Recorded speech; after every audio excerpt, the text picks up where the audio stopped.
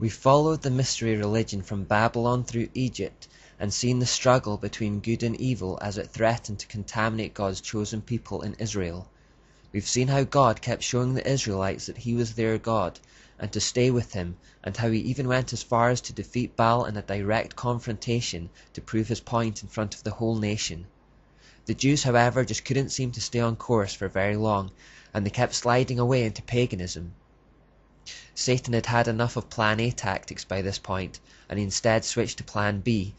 Babylon invaded the nation of Israel, laid siege to Jerusalem, sacked the city, and destroyed the temple. God let this happen as a means of disciplining his people, and had even forewarned the Jews that it would happen through the prophet Jeremiah. Even when Satan appears to be winning, God is always in control.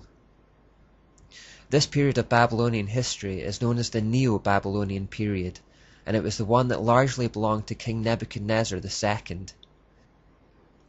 Around 610 BC, Nebuchadnezzar was a ranking staff officer within the Babylonian army who oversaw the restoration of the Temple of Marduk, king of gods, in the Babylonian pantheon.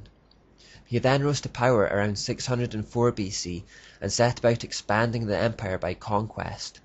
He embarked on a number of campaigns to subdue and conquer surrounding nations, and it was in 590 BC that he attacked Jerusalem.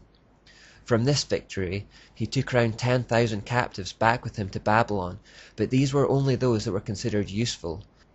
He took the young men, the princes, the best soldiers, the craftsmen, and the smiths. The rest were left behind. Perhaps the most famous of these young men taken to Babylon were Daniel, Hananiah, Mishael, and Azariah. They were to go through 3 years of training in an education program that would indoctrinate them with Babylonian ideas to make them useful to the empire. To help assimilate them into their new culture and to help swerve their allegiance away from God to the Babylonian gods, they were all given new names. The name Daniel, which means God is my judge, became Belshazzar, which means Bel or Baal, protect his life. Hananiah, which means the Lord shows grace, became Shadrach, which means under the command of Aku. Mishael, which means who is like God, became Meshach, which means who is like Aku. And Azariah, which means the Lord helps, became Abednego, which means servant of Nego, who is God of learning. It was also upon Nebuchadnezzar's return to Babylon at the end of these campaigns that he built this monument, called the Ishtar Gate.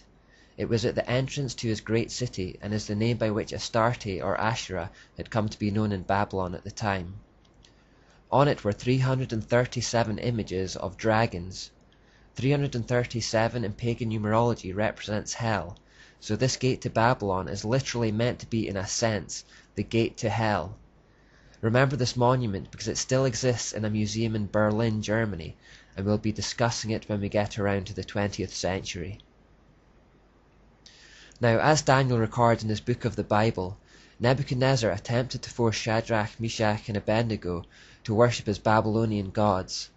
The 3 young men at this point give one of the most stirring speeches in the Bible, and one which conveys the exact same attitude of defiance that we need to foster today. Nebuchadnezzar said to them, "Is it true, Shadrach, Meshach, and Abednego, that you do not serve my gods or worship the image of gold I have set up? Now when you hear the sound of the horn, flute, zither, lyre, harp, pipe, and all kinds of music, if you are ready to fall down and worship the image I made, very good. But if you do not worship it, you will be thrown immediately into a blazing furnace. Then what God will be able to rescue you from my hand?" Shadrach, Meshach, and Abednego replied to him, "King Nebuchadnezzar, we do not need to defend ourselves before you in this matter. If we are thrown into the blazing furnace, the God we serve is able to deliver us from it, and he will deliver us from your majesty's hand. But even if he does not, we want you to know, your majesty, that we will not serve your gods or worship the image of gold you have set up." When they refused, they were thrown into the fiery furnace. Again we see the recurring theme of fire as the preferred form of sacrifice to Baal, because he was the sun god. However, while in the furnace, they are met by someone who is generally accepted to be a pre-incarnate Jesus, and they come out unharmed. Therefore, once again, God shows his power over satanic idols, and this had the ironic effect of making a believer out of Nebuchadnezzar. Whoever would have thought that there would be a day when a Babylonian king would worship God? The key event for us, however, as we continue our journey through this time, is Nebuchadnezzar's prophetic dream and Daniel's interpretation of it in chapter 2.